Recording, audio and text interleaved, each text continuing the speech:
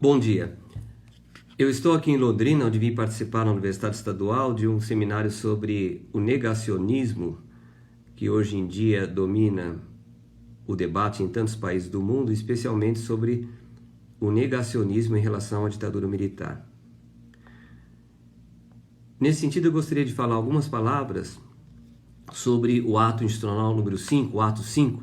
que foi decretado no dia 13 de dezembro de 1968. O ato 5 foi um marco, foi um golpe dentro do golpe, e ele afastou qualquer esperança que porventura ainda existisse sobre a transitoriedade do regime militar. Depois do ato, abriu-se o caminho para todo tipo de arbitrariedade e principalmente para o emprego sistemático da tortura. O ato foi decretado pelo presidente Arthur da Costa e Silva, de certa maneira pressionado, e aí existe uma primeira incompreensão. É completamente equivocado dizer que o ato institucional número 5,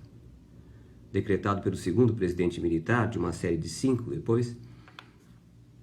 foi uma resposta à luta armada. Basicamente, o ato institucional número 5 foi uma resposta a um processo de agudos conflitos dentro das Forças Armadas, depois que elas tinham tomado o poder, e esse conflito se fazia, no final de 68, se fazia sentir no segundo semestre, vamos ser mais precisos, por uma profusão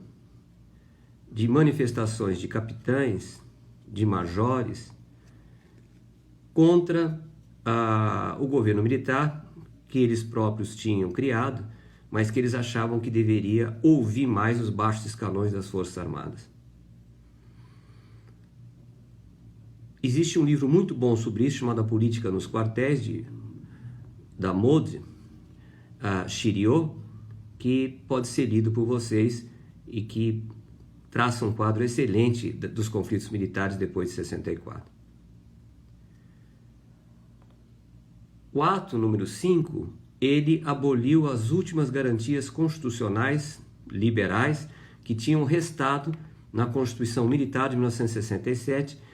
promulgada pelo primeiro presidente militar, Humberto de Alencar Castelo Branco. Também é um equívoco dizer que foram as manifestações estudantis de 1968 que fizeram surgir o ato.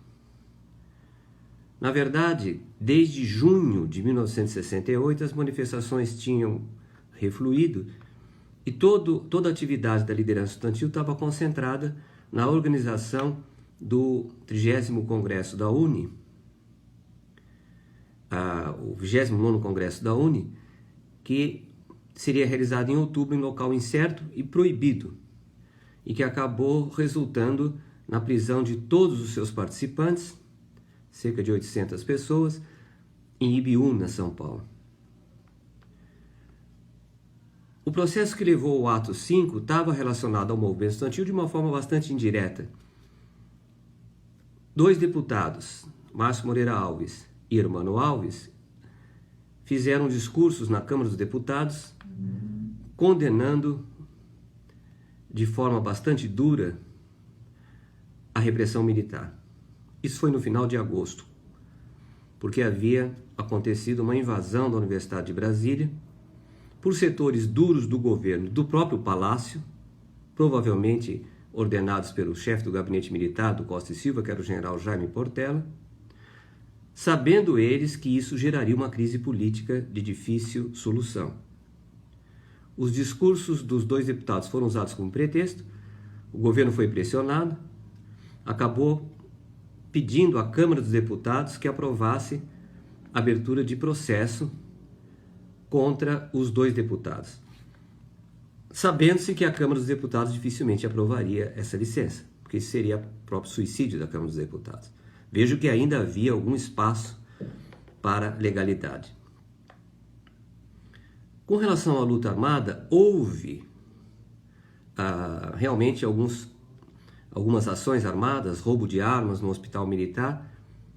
e também o incidente que levou à morte um soldado na frente do quartel do 2º Exército em São Paulo, porque uma das organizações de luta armada colocou ali um carro com uma bomba, ele se aproximou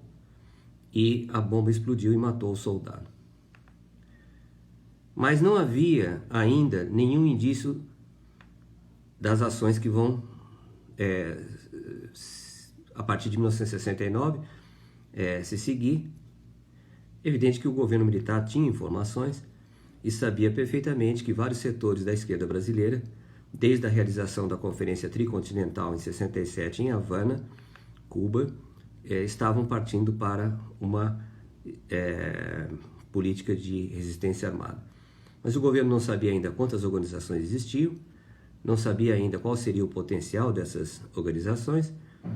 Ainda assim, em São Paulo, que era o lugar onde esses conflitos eram mais agudos, já em 69, depois do AI-5, foi criada a Operação Bandeirantes, que foi a primeira e improvisada resposta do governo militar à luta armada e que depois desembocou na criação dos DOI, que são os Departamentos de Operação e Informações, e também chamados de DOI-CODE, que se transformaram no local onde toda a atividade de repressão era articulada, com policiais civis, policiais militares e comandados pelos militares que basicamente ocupavam ali as principais posições.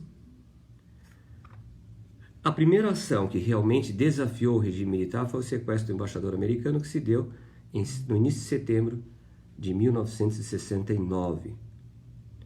Portanto, dizer que o movimento estudantil ou a luta armada foram a motivação do ato número 5 é um absurdo do ponto de vista historiográfico e do ponto de vista até cronológico. Na verdade, o ato institucional número 5 foi a forma que a hierarquia militar encontrou para resolver os conflitos militares cada vez mais agudos, e o ato número 5 acabou representando uma fórmula de união entre as várias facções que na hierarquia, é diferente das facções dos conflitos que havia entre capitães, majores e os generais, mas as várias facções que na hierarquia já estavam se preparando para disputar a sucessão do presidente Costa e Silva.